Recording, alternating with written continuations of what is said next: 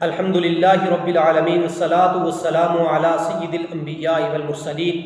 اما بعد فاعوذ باللہ من الشیطان الرجیم بسم اللہ الرحمن الرحیم ان اللہ وملائکتہ یصلون علی النبی یا ایہا الذین آمنوا صلوا علیہ وسلموا تسلیما الصلاة والسلام علیک یا سیدی یا رسول اللہ الصلاة والسلام علیک یا سیدی یا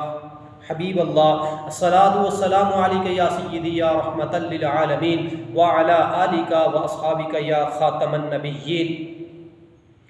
اللہ تبارک و تعالیٰ کی حمد و ثنا حضور نبی اکرم صلی اللہ علیہ وسلم کی پاک بارگاہ میں نذرانہ درود و سلام پیش کرنے کے بعد نہایت ہی واجب الاحترام سامعین کرام السلام علیکم ورحمۃ اللہ تعالی وبرکاتہ۔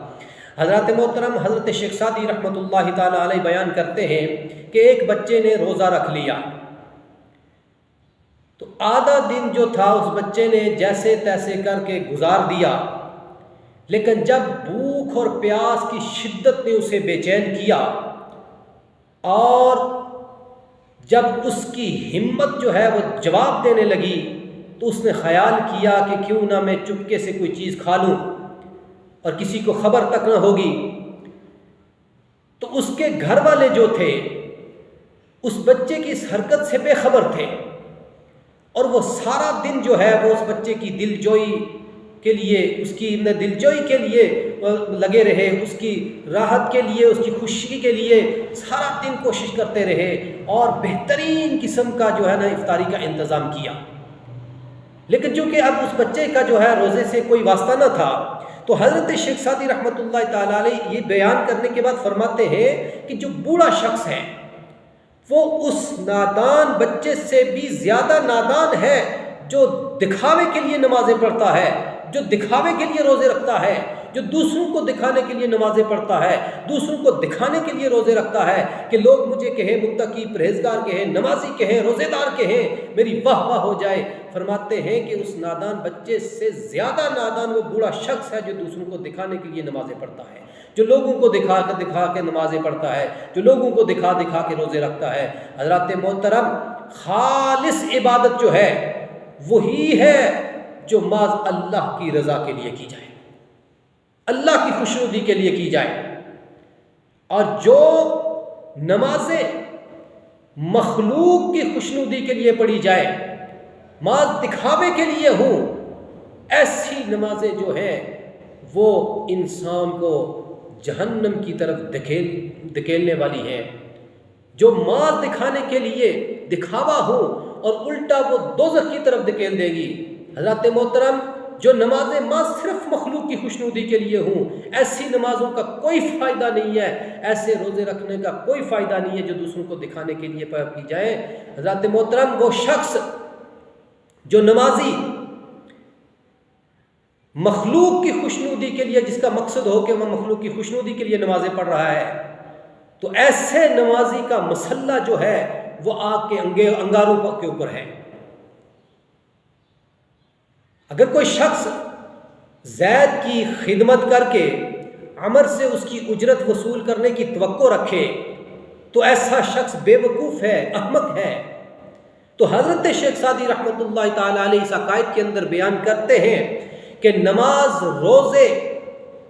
یہ محض دکھاوے کے لیے اگر ہوں تو وہ آخرت میں عذاب کا باعث بنیں گے، کیونکہ عبادت تو خالص اللہ کی خوشنودی کے لیے کی جائے، نماز پڑھی جائے تو وہ اللہ کی خوشنودی کے لیے، اللہ کی رضا کے لیے، روزے رکھے جائیں تو وہ بھی اسی مالک کی رضا کے لیے رکھے جائیں، کچھ صدقہ خیرات کیا جائے وہ بھی مالک کی خوشی کے لیے رکھا جائے، وہ بھی مالک کی خوشی کے لیے دیا جائے، حج، زکوٰۃ، جو کچھ بھی نیک عمل کریں صرف اس مالک کی رضا کے لیے کریں تو وہ قابل قبول ہے۔ اگر آپ نے نمازیں پڑھی، آپ نے روزے رکھے، آپ نے حج کیے، آپ نے زکوٰۃیں ادا کی، آپ نے جو ہے صدقہ و خیرات کیے، آپ نے تہجد بھی پڑھی، نمازیں بھی پڑھی، نوافل بھی پڑھے ہیں، لیکن آپ کا مقصد صرف مخلوق کی خوشنودی ہے تو وہ ایسی جو نمازیں کل آپ کے منہ پہ دے ماری جائیں گی، اور ایسی نمازیں آپ کو اجر و ثواب کے بجائے آپ کو جہنم کی طرف دھکیل دیں گی۔ اس لیے میرے بھائیوں، بزرگوں، دوستو، غور کرو، اللہ نے اگر توفیق دی ہے نماز پڑھنے کی تو پھر سجدہ کرو تو اس کی رضا کے لیے کرو، پھر قیام بھی اسی کی رضا کے لیے، رکوع بھی اسی کی رضا کے لیے، قرات بھی اسی کی رضا کے لیے، نماز پڑھو تو اس کی خوشنودی کے لیے پڑھو۔ حضرات محترم، نمازیں جو ہیں خالص اللہ کی رضا کے لیے پڑھی جائیں، اللہ کی خوشنودی کے لیے پڑھی جائیں تو اللہ تعالیٰ اس کا اجر و ثواب بھی عطا کرے گا۔ اور یاد رکھیں، نمازیں اس کی رضا کے لیے، خوشنودی کے لیے پڑھی جائیں اور اجر و ثواب بھی اسی سے توقع رکھی جائے کہ اس کا اجر و ثواب بھی اسی مالک نے عطا کرنا ہے، کیونکہ ریاکاری میرے رب کو پسند نہیں ہے، ریاکاری میرے رب کو پسند نہیں ہے۔ ریاکار کی تمام عمر بھر کی نیکیاں جو ہیں وہ کل قیامت کو اس کے گلے کا توق بن جائیں گی، اس لیے ریاکاری سے بچو، ریاکاری سے بچو، خالص اللہ کی رضا کے لیے عبادت کرو، خالص اللہ کے لیے، اس کی رضا کے لیے روزے رکھو، اسی کی رضا کے لیے، اس کی خوشنودی کے لیے نمازیں پڑھو۔ اللہ تعالی ہمیں عمل کی توفیق عطا فرمائے۔ السلام علیکم ورحمۃ اللہ تعالی وبرکاتہ۔